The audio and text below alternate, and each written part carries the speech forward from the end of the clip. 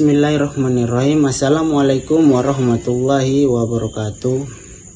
Selamat malam teman-teman yang saya hormati.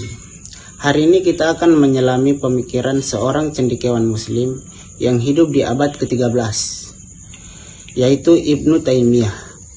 Beliau tidak hanya dikenal sebagai seorang ulama dan teolog, akan tetapi beliau juga dikenal sebagai pemikir ekonomi yang berlian. Salah satu konsep yang sangat beliau tekankan adalah pentingnya pasar yang adil.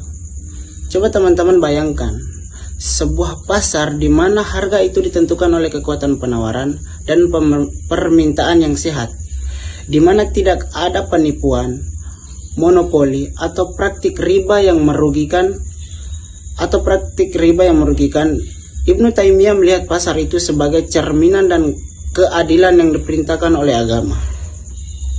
Dalam presentasi ini, kita akan menggali lebih dalam tentang bagaimana Ibnu Taimiyah memandang pasar yang adil, prinsip-prinsip yang beliau ajukan, dan relevansinya dengan kondisi ekonomi saat ini. Mari kita mulai perjalanan ini untuk memahami warisan berharga dari pemikiran Ibnu Taimiyah. Oke, baik teman-teman. Ibnu Taimiyah sendiri itu memiliki nama lengkap, yakni Taqiyuddin Ahmad bin Abdul Halim bin Abdul Salam bin Abdullah bin Taimiyah al-Harani. Ia lahir di Haran, tepatnya di Turki pada tahun 1263. Ibnu Taimiyah adalah seorang ulama, seorang teolog, seorang filsuf, dan merupakan salah satu ekonomi muslim yang sangat berpengaruh. Ia dikenal karena pandangannya yang tegas dalam masalah akidah dan hukum Islam, serta kontribusinya dalam berbagai ilmu pengetahuan.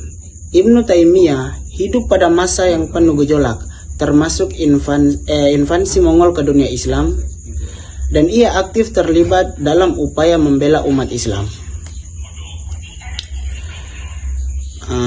Kemudian kita masuk pada prinsip dasar pasar yang adil menurut Ibnu Taimiyah.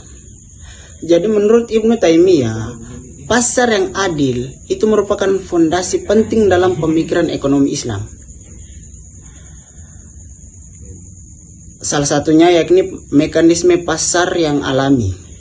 Ibnu Taimiyah meyakini bahwa pasar yang ideal adalah pasar yang beroperasi secara alami, di mana harga itu ditentukan oleh kekuatan penawaran dan permintaan.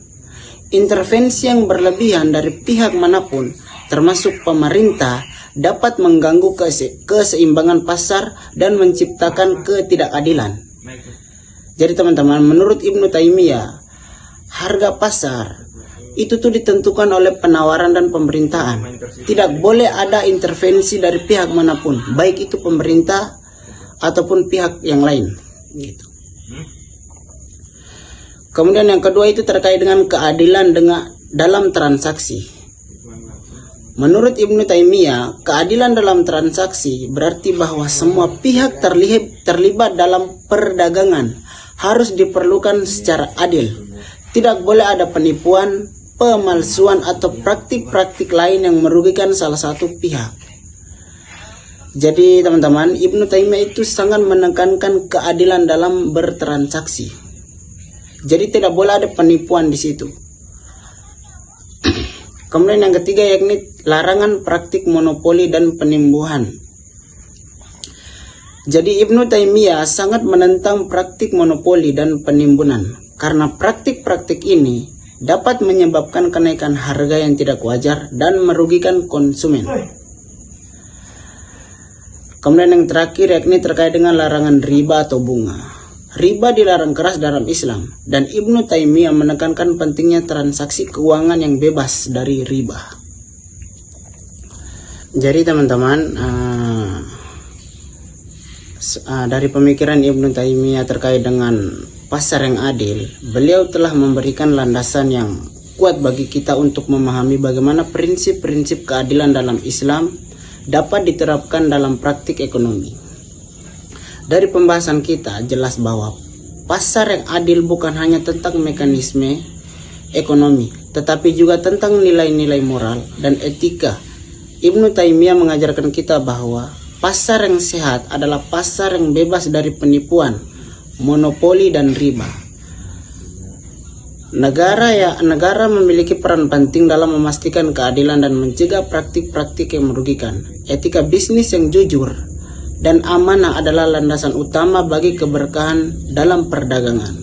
Pemikiran Ibnu Taimiyah ini sangat relevan dengan kondisi ekonomi kita saat ini, di mana kita sering kali menghadapi tantangan terkait ketidakadilan dan ketidakseimbangan pasar. Oleh karena itu, mari kita jadikan pemikiran beliau sebagai inspirasi untuk menciptakan sistem ekonomi yang lebih adil dan berkeadilan.